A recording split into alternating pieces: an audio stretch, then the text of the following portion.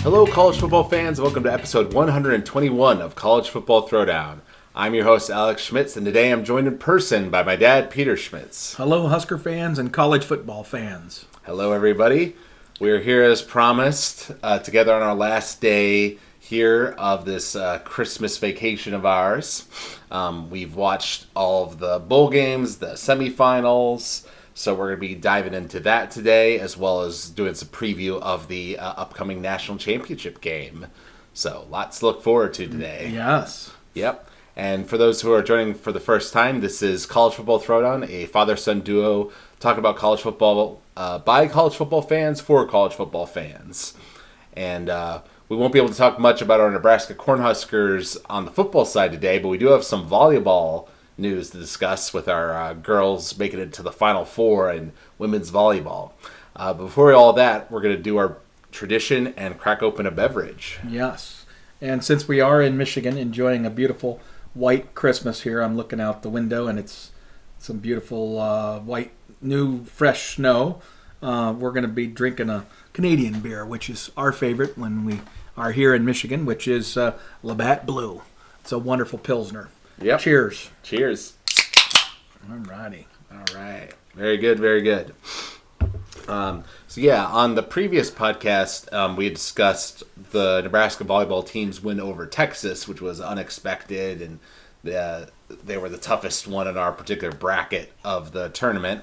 And so then we made it to the Final Four, and we played against Pittsburgh, right, who was Yes. a very team known for their speed. Right. Well, first of all, we were a 10 seed, and the other three in the Final Four were basically first, third, and fourth, I believe, were the seedings going into the tournament for the other three teams. So Texas being the only one of the top four that didn't make it because we beat them in the regional final. But yeah, so it was a great Final Four. Broke all kinds of records in terms of those two semifinal games. With both attendance and television eyeballs, the number of people watching the semifinals was the top they've ever had. This particular Final Four was going on in Columbus, Ohio, and nice arena there, Nationwide Arena. And so they did good in terms of putting on this thing during the COVID situation. Mm-hmm. And in that Pittsburgh game, our girls had pretty nice control over the situation. I think the final score was 3-1 in terms of sets. The first set, when they first came out, we really struggled to adjust to, like you said earlier, the speed of the Pittsburgh offense. Basically, the way that they choose to run their offensive system is trying to basically beat you to the net, if you will, where they're trying to get that ball positioned in front of the net for their attackers as fast as possible. And that makes it harder for us to have our block and our defense positioned and set to defend that block or to defend that attack. And they did an outstanding job. In the first set, they were just incredible. But the challenge with doing that kind of a system is that it can also be very high error prone, and you really have to be able to pass the ball well to be able to execute within that faster system. Mm-hmm. And they did it extremely well in the first set and just pretty much were kicking our butt. But then we kind of adjusted a little bit. We started getting a little bit more pressure on them with our serve, and that started breaking them down a little bit. So that slowed them down in terms of their ability to get that ball to their attackers. And then our defense was able to get where it was supposed to be, and we just kind of wore them down. And then by the latter sets, we started to really control things. It was a tight match, though. I mean, it wasn't like we blew them out or anything. That was a very good Pittsburgh team. Mm-hmm. Yeah, that was the thing I noticed, was that once our serving kind of got more consistent, we were able to get them out of system, and when they're out of system, they can't do that like quick serve or quick set rather style of attacking that they really like to do. Right. So that really helped us neutralize them. And then the follow-up team, the The other set was a close set between Wisconsin and Louisville. Yeah. But Wisconsin ended up, weren't they down 2 sets and then they won the next 3? No, it wasn't a reverse sweep, but it was back and forth. It was a 1-1, then 2-1, then 2-2, and then finally a fifth deciding set. But just a tremendous match and just some amazing volleyball but between those two teams. Very high level performance by both Louisville and Wisconsin. But like Wisconsin has been known to do, particularly over the last 2 years, is they have so much weapons, so many weapons to attack you with. It's really tough if you're in a tight match a tight individual set with Wisconsin, and once they get to 20, they're hard to beat.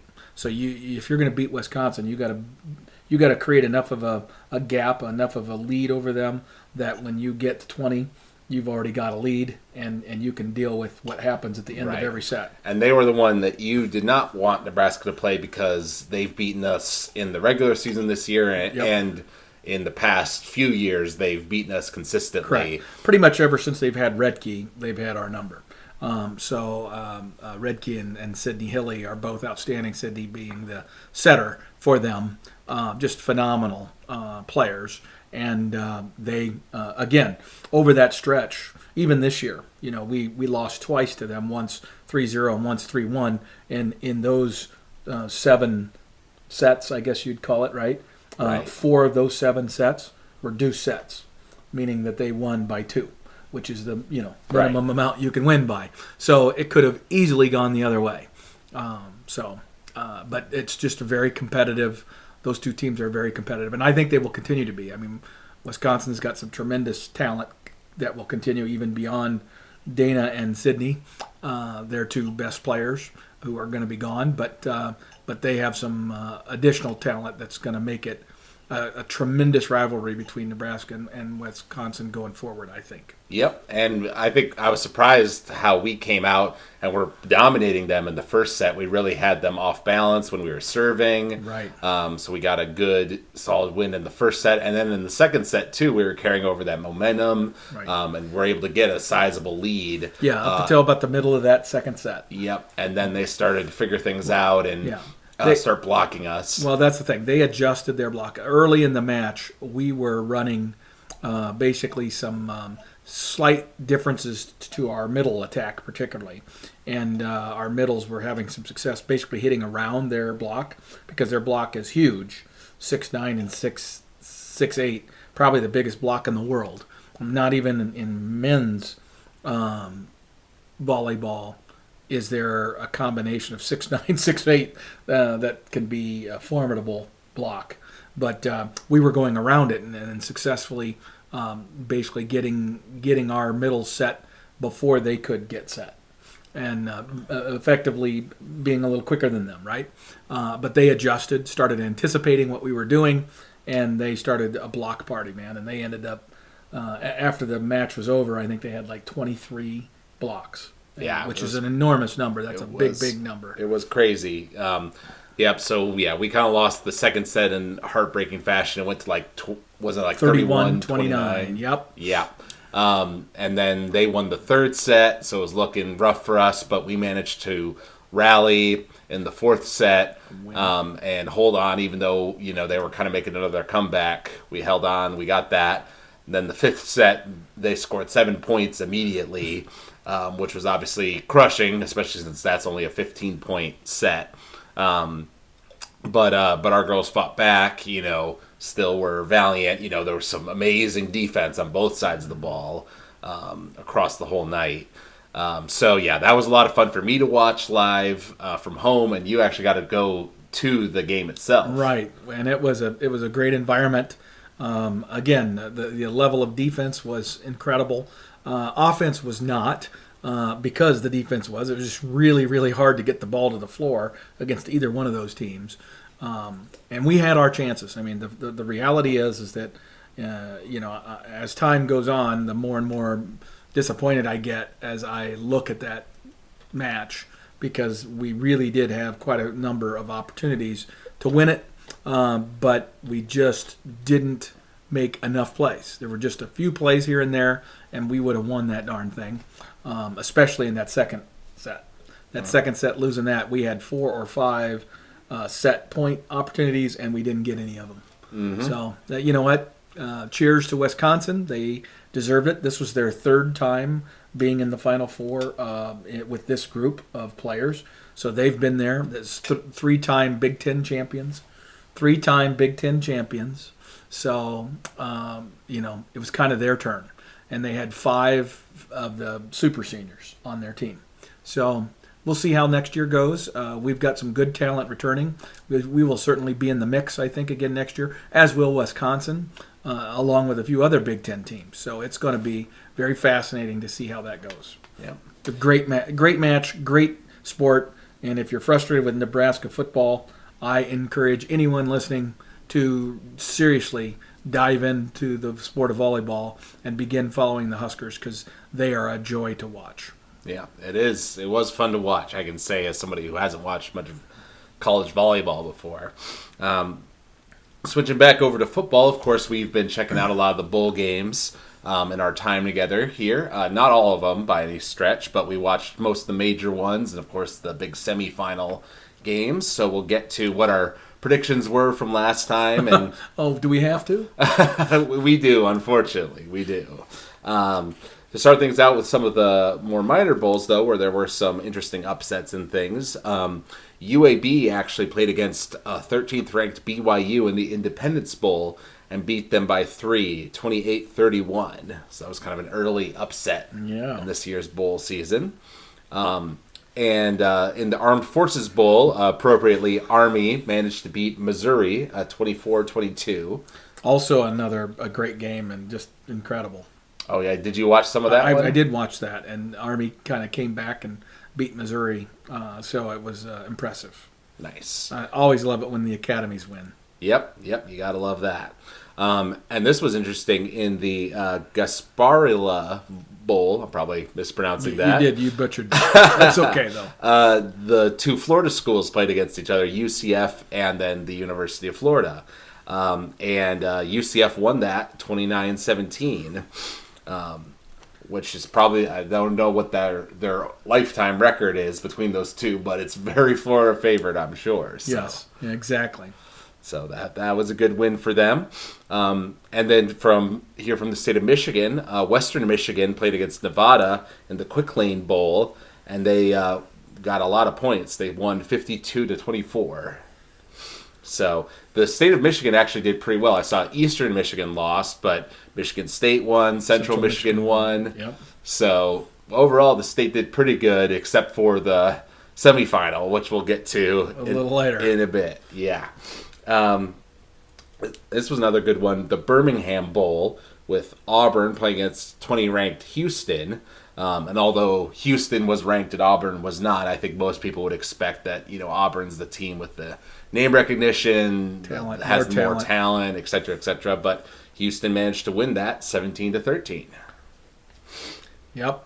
And Houston, of course, is from the same league as Cincinnati, so that gave a little bit of credibility to, the Cincinnati being in that Final Four. That's right. They were from the American Conference, right? Yeah, I thought so. This was another interesting one. The early narrative from some of the early bowls was that the SEC was doing pretty bad because they were down to like 0-4, 0-5 at some point. But here we had the Mississippi State losing to Texas Tech 34-7 in the Liberty Bowl. Yes, there's a big but to come later, but we haven't gotten there yet.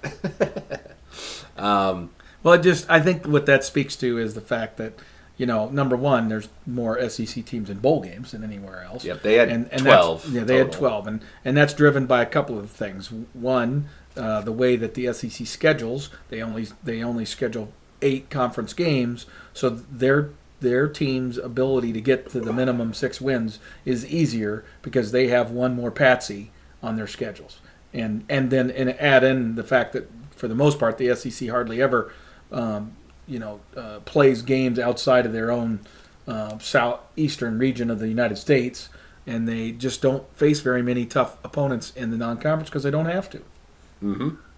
No, yep. There's something to that, and of course, obviously, the fact that there's so much talent down there in that absolutely. conference. Oh yeah, but it does speak to the fact that those lesser teams in the SEC weren't really that good. That's why they started out with all the early bowl games, which is usually the lesser teams that are just making the bowl games. Those guys all got beat, right? So the depth of talent was not there in the SEC like it maybe has been in some other years. That's definitely true. Then we have a Big Ten matchup here with Minnesota playing against West Virginia, the Guaranteed Rate Bowl, and they won 18-6. So Minnesota had a good end of their season with that win over Iowa late, or Wisconsin rather. Yes, and then now winning a bowl game. Yep. So there we go. We know you love that coach so much. Oh yes, he's one of my favorites. Not. And then in the Cheez-It Bowl, we had Clemson versus Iowa State, which I thought might be an interesting matchup. And Clemson won that, but it was 20-13. So right. Iowa State kept it close. They hung around. There was a time when Clemson was more in the lead, and then Iowa scored later and kind of made it interesting there at the end. But Clemson was definitely the better team in that particular scenario. Okay, as we would expect. Michigan State played against Pittsburgh in the Peach Bowl. I didn't get to catch that particular game, but they won 31-21. Oh, yeah, and it was crazy. I mean, that was a close game. I think it might have been in overtime. No, that was the Purdue game. That was the Purdue game. You're right. But even the Michigan State game was super close, and the Michigan State scored, I believe, on like a pick six or some kind of big play late in the game that made the score look more comfortable than it really was. That was a super tight game.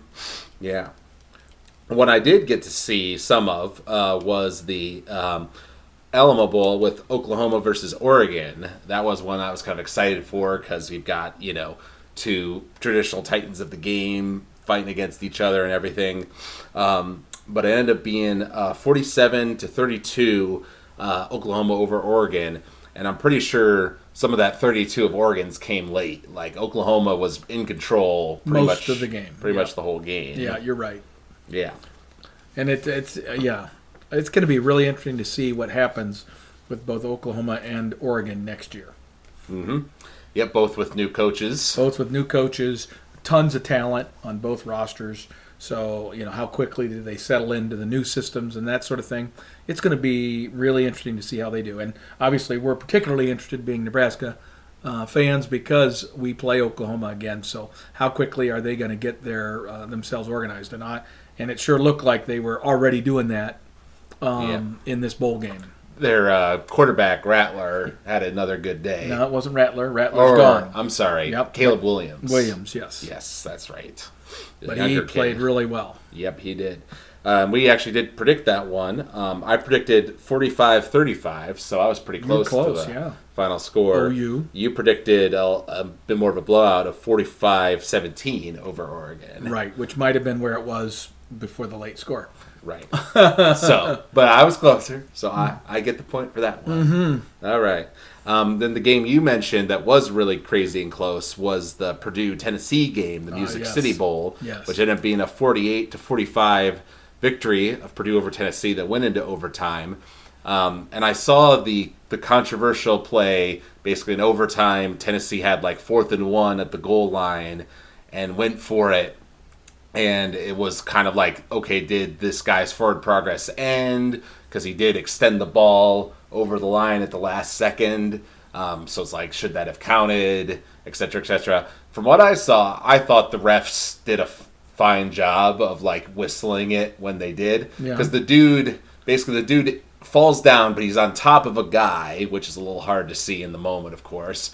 And there's a dude from the opposing team pulling him back, and there's a dude from his team pulling him forward. So there's two guys yanking on him, and then at the last second he reaches his arm out and does cross the goal line, but then the ball after the whistle. But the ball immediately comes out. Right. And I think technically the whistle did come like right after he had reached it out, which is what people were using to say, oh, it should have been a score because it got held up as that his forward momentum stopped, and that, then all that Purdue had to do was go kick a field goal and the game was over. Right. So obviously it was a very consequential decision. But I personally felt like it was, I don't think they got robbed per se. I think it was a reasonable call by the officials. Right. What was your thought? I generally agree with you. I just think that, but it's hard to know because, again, on a situation like that, when that was blown dead, thanks to the stupid rules that they have now about allowing continuation of play, it's hard to tell. I mean, there are games where refs would have called that a touchdown, no doubt about it. So that's where the controversy is. In a lot of other games, that's a touchdown because they swallow their whistle and they wait too damn long before they blow it, and they let all this shoving and pushing and pulling happen. And I think the fact that he did bring the ball forward past the goal line, but then the ball immediately came out of his hand like right afterwards. Right. I think that also throws some. That adds another element. Yeah, adds another element to it. But that's a big win for Purdue. I would not have predicted that they would have beaten Tennessee. Right. That was probably an unexpected victory for the Big Ten versus the SEC in that particular bowl. Mm-hmm. And then in the Las Vegas Bowl, we had Wisconsin played against Arizona State, and it was the same score as that Clemson game of 20-13. So a win, but not a dominant win. Right. That's impressive. I actually got to attend an Arizona State game in person while I've been down in Phoenix this year, and and it was against USC, and they beat USC. And so they're a team that has some speed and some talent and some individual spots, but they're a very incomplete team. And I thought that Wisconsin would be able to take advantage of that, and they did to some extent, but Wisconsin was never able to put them away. Mm-hmm. And I did get to catch some of this one, as we mentioned earlier, Central Michigan playing against Washington State, and they ended up winning 24-21. If I recall correctly, Washington State kind of scored late, but Central Michigan was able to kind of hold on. Yes.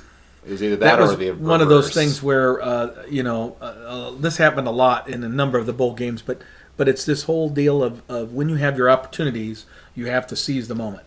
You have to get those points. And Central Michigan, there were some times when they were on the verge where they could have comfortably beaten Washington State, but they just let Washington State hang around because they made mistakes or they kicked field goals instead of touchdowns, just different things like that led to them in that situation. And there's a few other bowl games that ended up playing out kind of similarly. Well, actually, we're getting to one right now. It was the Fiesta Bowl with Notre Dame and Oklahoma State, where Oklahoma State ended up winning 37-35, but it was actually 28-7 in Notre Dame's favor near halftime, right near the end of the second quarter. So I mean, we were flipping back and forth between channels, and we kind of flipped away from that one for a while because it was looking so Notre Dame dominant. Yeah.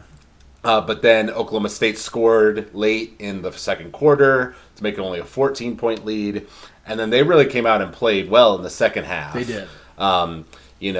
Changing up some of their offense, getting some nice runs and pass plays and things. Whereas Notre Dame's quarterback really couldn't get anything going offensively. Right. And they had a lot of opportunities, it seemed like, where Notre Dame could have gone up more and really put the game away, but they couldn't. Right. Either turnover or bad play calling, a combination of all those things. But bottom line, that's what happens in bowl games, particularly in a bowl game where, in Notre Dame's case, they had a new coach, so they're going through all the transition and change that's associated with that. Yep, and it was 37-28 near the end. Notre Dame did score one touchdown late, but then they missed the onside kick, and at that point the game was over. So it was one of those sort of scenarios. And we had Kentucky versus Iowa in the Citrus Bowl, where Kentucky won 20-17. Iowa was actually leading 17-13 for a good chunk of the second half. Latter part. I was actually kind of rooting for them.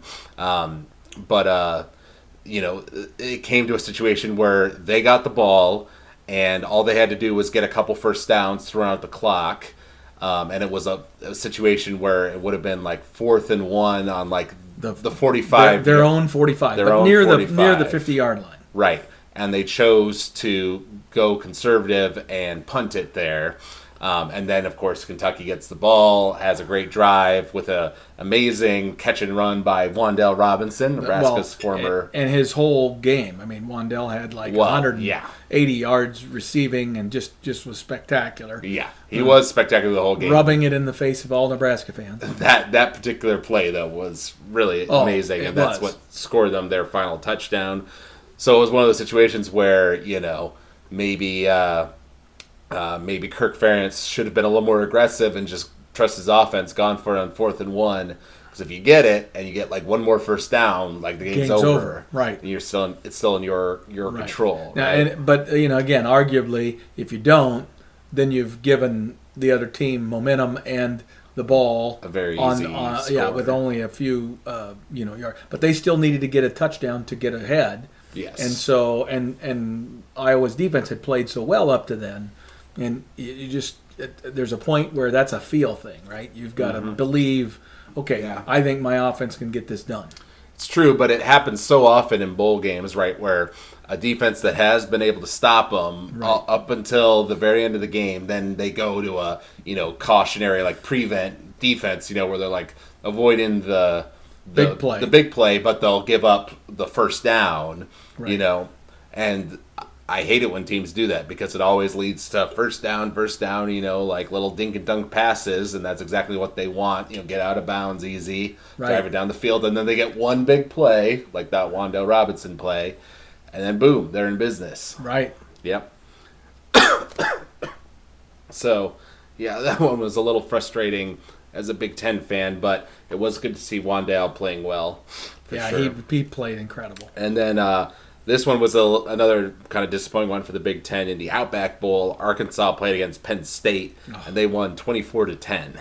Right, and that was the game that was really a great example of missed opportunities. I mean, Penn State throughout the first half and even parts of the second half, was the better team. Was moving the football, controlling the clock, et cetera, but they just kept shooting themselves in the foot, either with a turnover inside at the end zone or really close, overthrown balls, wide open receivers overthrown. Their quarterback, Penn State's Clifford, right? Clifford, he had a terrible game. He just missed on so many wide open players. Mm-hmm. Yeah, that was a frustrating one. Another one where Arkansas is ranked 21, whereas Penn State is not. So, but Penn State was the better team, except for the fact that their quarterback played so poorly in terms of his execution. All the other guys, they gave him time. The receivers were open, so the scheme, play calling, everything worked. There just was a lack of execution from that quarterback spot. And it points out how important it is that you have a quarterback who can execute when you need him to. Okay? They're not going to be perfect, but they got to do it enough, and when you have play after play after play where it doesn't work, and this was not a rookie freshman sophomore. This was a senior 4-year player who had played a lot. And I know that sounds like an echo from our complaints of the Nebraska team. So Yeah. So Dad was empathizing a bit with the Penn State fans. I really was. In that moment. Capping off things for Arkansas, another example also where Arkansas was probably more happy to be there than Penn State was, because Penn State's kind of had a disappointing season for their standards versus Arkansas, who's done quite well in the SEC. Right, yeah, they're building, so that's always a factor too. And then there was the Rose Bowl, of course, always a classic, and it was Utah versus Ohio State this year. And when we were looking at some of the players that were setting out, Ohio State had several, such as Olave, their star receiver, and some people on the line, defense. I think, on both offense and defense. Yep. And so that, plus the fact that Utah was going to be the team with more energy, more excited to be there and everything, made me think that might be the formula that Utah needed to actually win that game, even though I think Ohio State is way more talented than Utah was. And early on, it seemed that way. They went up 14-0 in the first quarter. It was actually, I think it was 35-21 by halftime. Which is crazy. It was crazy. They got like a kickoff return for a touchdown. That's right. And Ohio State over the course of the game actually gave away basically 2 touchdowns, one to an interception in the end zone and another to a fumble in the end zone. So, Ohio State was making enough mistakes that it seemed like Utah could stay in it. But then in the second half, Utah's offense kind of sputtered. They couldn't get as much going. And they had 35 points at halftime, and they ended with 38. 45. 45. They got one more touchdown. They got 10 points in the second half. Yep. One more touchdown, one field goal. And Ohio State's star wide receiver, Jackson Smith-Njigba, had an insane stat line of he caught 15 times, that he was targeted 16 times, so he caught it 15 out of 16 for 346 yards, which is a new bowl record for receiving. That is nuts. Yeah, Utah, basically, once Ohio State figured out that that matchup was just terrible for Utah, they just kept exploiting it, and they were just getting deep ball after deep ball, admittedly with some great throws by their quarterback. Well, and they kept playing throwing a dime. They kept playing some zone too. Utah was playing some zone defense, and that played into this whole thing too, because they were just slicing and dicing them. They sure were. So it turned out to be quite a crazy score fest, and I was really hoping Utah could do it. Their quarterback got hurt. They brought in the second team guy, and he actually did pretty good with some penalties from OSU. They were able to score near the end of the game, get it tied up. But of course, Smith-Njigba, caught another big pass, and they were in easy field goal range, and so it was over for Ohio State. But a good, exciting game. It was very entertaining. Fun. We predicted that one, and I predicted 42 OSU, Utah 35. Whereas you predicted 38 OSU, 28 Utah, a little lower score. So you were the more close on that one too. Yep. Not bad. But you're getting your comeuppance here in a bit. Really? I whiffed bad on one we'll be talking about. And then lastly here we have the Sugar Bowl, which was Baylor versus Ole Miss. We were watching that one late last night. Yeah. And it was actually tied 7-7, or it was actually 0-7, with Baylor with 7. Ole Miss with 0 at halftime. Halftime, yes, and apparently the 7 that Baylor got came off of a pick 6, I believe. So both offenses are really struggling. Ole Miss's quarterback got hurt early, so they were bringing in their backup. So they kind of had some issues, but then the backup started playing better in the second half. They managed to get a good touchdown drive. But then Baylor started to turn it on too, and we really loved their number 7. Yeah, their running back ran so hard. Yep, there was one in particular where he needed to get a first down. There was a guy in his way, and he just pushed right through him. Yeah, he just knocked him over. It was amazing. I really admire Baylor's team mentality. Their culture, their team culture, is something that I find I admire quite a bit. Yep, and their aggressiveness on defense. They were winning the battle at the line of scrimmage, and even though they were smaller, getting pressure on that quarterback. They had 10 sacks total by the end of the game, which is crazy.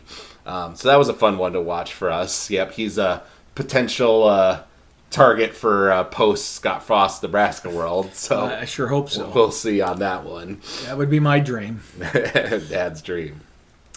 And then, of course, we've got the semifinals, the big games, and Alabama and Cincinnati. We knew it was going to be a long shot for Cincinnati to beat Bama. But to their credit, their coaches clearly came up with a good game plan. Defensively, they were able to get some real pressure on Bryce Young, Alabama's Heisman-winning quarterback, was doing better than Georgia did in their game against Alabama.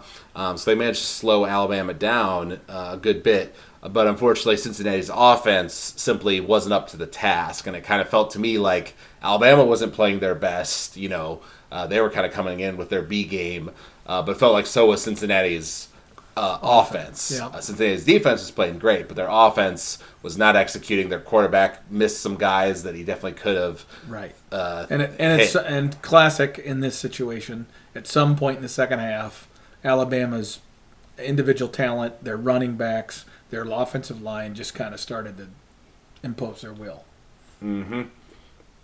Yeah. So the score ended up being 27-6. With Bama winning, but I would say, for 3/4 of the game, it was closer than that score would make you think. Right, that's true. Cincinnati kept it interesting for 3 quarters, but yeah, by the fourth quarter, Alabama pulled away, and it was totally over. We did predict that one. You predicted 35-7, so that's pretty close to the final score, and I predicted 45-21. I thought Cincinnati would manage to score more, and so would Bama, so I was wrong there. It was more of a defensive battle. And then, of course, there was the Orange Bowl with Georgia and Michigan. And Georgia was, of course, coming off of the disappointing loss to Alabama. And so part of the question was, how do they adjust from that? How does Michigan come into that game to deal with Georgia's huge physicality and everything? And the answer, as it turned out, was try to run it right at Georgia's defensive line. Or, admittedly, they did try to run it to the corners, too, and Georgia was fast enough to catch them.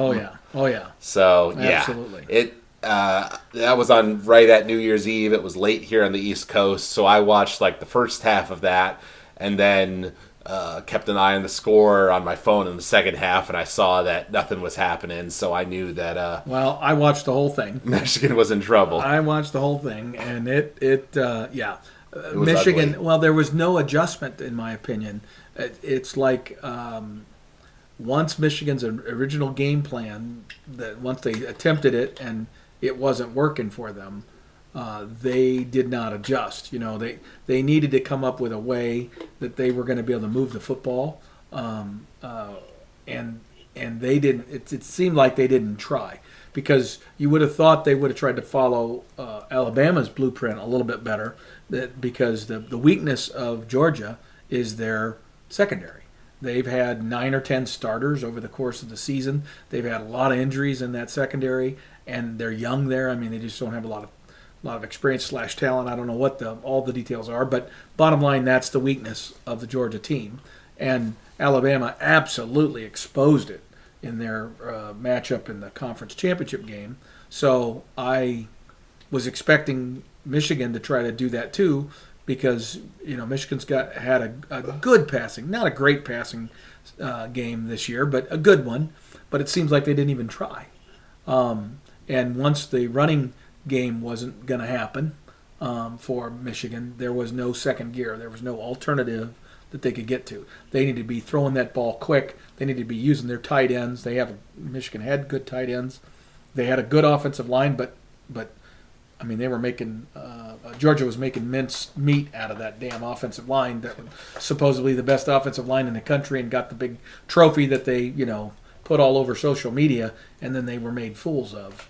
So it was kind of sad that Michigan didn't come up with a better performance in that big stage. Yep, yeah, and their quarterback, Cade McNamara, he was getting pressured a lot, to be fair, because of that, defensive line of Georgia. But yeah, he clearly isn't as comfortable when he's forced to be a pure passing quarterback. Right. Well, and the other thing is they did play their backup quite a bit, because they have done that all year. But it was so predictable when the backup was in, what they were going to do, until very late in the game, and it was already a foregone conclusion. Then they finally took the reins off and let the young guy start throwing the ball a little bit. But initially, the first 4 or 5 times he came in the game, it was pretty much a guarantee that play call was going to be a running play. Either he was going to keep it himself or he was going to hand it off. I mean, it just seemed very predictable offensively, and it didn't make Georgia work very hard. It just didn't seem. Georgia didn't even have to practically sweat to win this game, and that's the frustrating part. I was definitely frustrated with that, and how many of these just giant long passes that Michigan just let happen over and over again. It seemed like, including one where the Michigan guy was with him and then slowed down, right, and then tried to speed back up, but it was too late, and the guy went off for a touchdown. Right. So, yeah, it ended up being 34-11, with Michigan getting a score late in the game when it didn't really matter anymore. And it could have been worse anymore. As far as points scored by Georgia. Right. You think they took the gas off later later on? I think they were just starting. Okay, now it's just run out the clock and get out of here. Yep. Which is kind of what Bama did too against Cincy. Yep. Later on. So we predicted that one, and that's the one where I was being the optimist and thinking, because I thought Michigan had a real shot against Georgia. I knew Cincy was going to beat Bama, but I thought Michigan had a real shot to beat Georgia if they played their best. So I predicted they would win 24-21. You were more realistic, but you said it would be close, so you predicted 35-31, Georgia over Michigan. Right. I also thought Michigan would show up and play, and that, after seeing Georgia basically get beat badly by Alabama in the conference championship game, I thought, you know what, this is a team that maybe hasn't really seen that many good teams. And then you see the early results in the Big Ten performance in the bowl games, and you're like, okay, well, maybe there's not as much difference here. But then Michigan laid an egg, and part of that, I think, is the Michigan coaching staff and their preparation and their game plan just wasn't very good. And then also, I think that Georgia played way better in this game than they did against Alabama. So it'll be interesting to see if Georgia can then duplicate that in this next game against Alabama. Yeah, which, of course, is the national championship, Georgia versus Bama.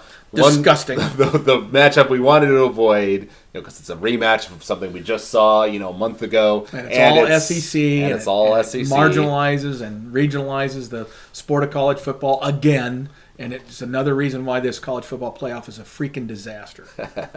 I do think one point of interest I find is the kind of chess match between the coaches here, because I agree with you that I thought Georgia looked much more in form against Michigan than they did against Bama, and that clearly they've made some adjustments, you would think, since that devastating loss to Bama. So it's like, how does Kirby Smart and his staff, try to adjust to what Bama did last time, and then what does Saban do? Does he come in with the same general game plan that worked before? Is he gonna, try to predict how Georgia's gonna adjust? So, and the fact that Smart is a former Saban assistant, right, and that whole narrative plays into it, where Smart's never beaten Saban before. There is some interesting storylines there of how the two coaches will go about that particular matchup. Boring. I think it's a bit interesting. Yeah, I know, and they'll make it interesting. ESPN is loving this, and don't get me started on the whole ESPN support of the SEC. It's just disgusting. Yes. Well, I got to mention this. The one about they're talking about one guy's injured, and they're for a Big Ten team, and the talk and the conversation is all about how they're faking injuries to slow down the fast-paced offenses, and then the SEC guy gets hurt later in the same game, and it's about how you can really cramp up even in cold weather. And I mean, it's just hilarious how blatantly skewed their coverage and their promotion of their chosen conference, the SEC, is. It's disgusting. I didn't realize that it was literally within the same game. Yes. Those two comments. That is funny. But as far as predictions for the game, I'm going to be the optimist again, because that's my role here on this podcast. It is, because I am not. And I thought that Georgia did look very impressive against Michigan. And so I'm going to hope that Kirby Smart and his staff and his players are going to be the ones more motivated and ready to go there and beat that darn Alabama team here in this Nick Saban? Yes, Nick Saban. And so I'm going to hope that their defense is able to play better. And once again, Alabama, didn't look like amazing against Cincy, right? They showed their signs of weakness against Cincy's defense, right?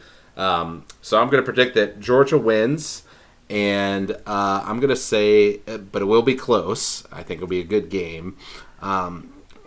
So I'm going to say that Georgia ends up winning, let's say, 28 to Alabama's 24. Wow. Okay. All right. My take on this is that I really, really want you to be right. Okay. In fact, I'd love it if Georgia blew them out and really dominated defensively and such. But I think that this thing comes down to the coaches and the quarterbacks. And I think Bryce Young is just incredible. And I think Georgia's quarterback is a good, solid player who's a good distributor and is, he's adequate. But he's not the difference maker that Georgia would need to beat Alabama. And you're going to get Alabama's A game in this national championship. If there's one thing you know about Nick Saban is when it comes to national championship games, he has his guys ready to play. And I expect that again this time. And so the thing that's a head scratcher and that I can't forget is how incredible Alabama's offensive line was in that game against Georgia. They were dominant. That quarterback, Bryce Young, had all day. He could have eaten lunch back there while he was in the backfield waiting and going through his progressions. And if they can do that again, I think it's going to be another Alabama win. And I believe there's a chance, because it is the finality of the national championship game, I think it could be a blowout. I think if Alabama gets up early, it could be a blowout. But I'm hopeful that the opposite happens. I'm hopeful that you're right. So I'm going to go with Alabama winning another national championship, beating Nick Saban assistant again, and I think it's probably going to be a final score of 38-21. 38-21. All right. Well, we'll see. If Bama ends up going up early and everything, it's going to be a really boring national championship game because everyone's going to expect. Well, it's going to be anyway because it's all SEC, and I really would love to see a boycott of this game nationally by fans of other leagues, particularly fans of the Big Ten, ACC. Well, no, Big Ten, Big 12, and Pac-12 should all boycott this game and have the television network numbers be devastatingly low, so that it would prove that it has become a regional game where only the SEC and occasionally the ACC cares. Mm-hmm. And in this case, it's really just the SEC. Yeah. Well, I expect, unless it ends up being like a really close game that goes down to the wire, I expect the numbers are not going to be good. I don't know how bad they'll be, but I don't think they're going to be where the network wants them to be now. Right. Because, it's just not that interesting of a matchup since we just saw it. I thought this stat was interesting. It's kind of sad. It says that in the last 16 national championship games, the SEC has had 18 appearances because of all their getting to go with two teams. Right. They've been in 18 times of the last 16. So explain that to somebody who doesn't know football. Right. They'll be like, what? How does that make any sense? Exactly. And then the final bowl standings, of course, have come out. I guess there is one more game. I think Kansas State against an SEC school. Yes. Who is it? I'm blanking on it right LSU. now. Oh, that's right.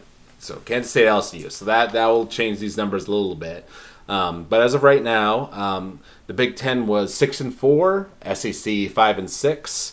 And of course, the Alabama-Georgia game doesn't matter because they'll be 1-1. Loss and one win. Right. So that won't matter. So they'll end up 6-5. We'll be 6-4. Okay. Yep. Well, but then LSU probably beats Kansas State, right? So that's what I mean. They'll be 6-5 then, right? Right. Yeah, I guess so. It would be 7-7 actually. Basically, they'd have parity because they're 5-6 right now. They're down one. Oh, okay. So LSU would bring them to equality. Right. 6-6. Big 12 did well. They were 4-2. Pac-12 did terrible. They were 0-5. Yep. And the ACC 2-4. Kind of surprising of the group of 5 schools did do well overall when they played against Power 5 schools. They usually won, and the Mountain West was 5-1.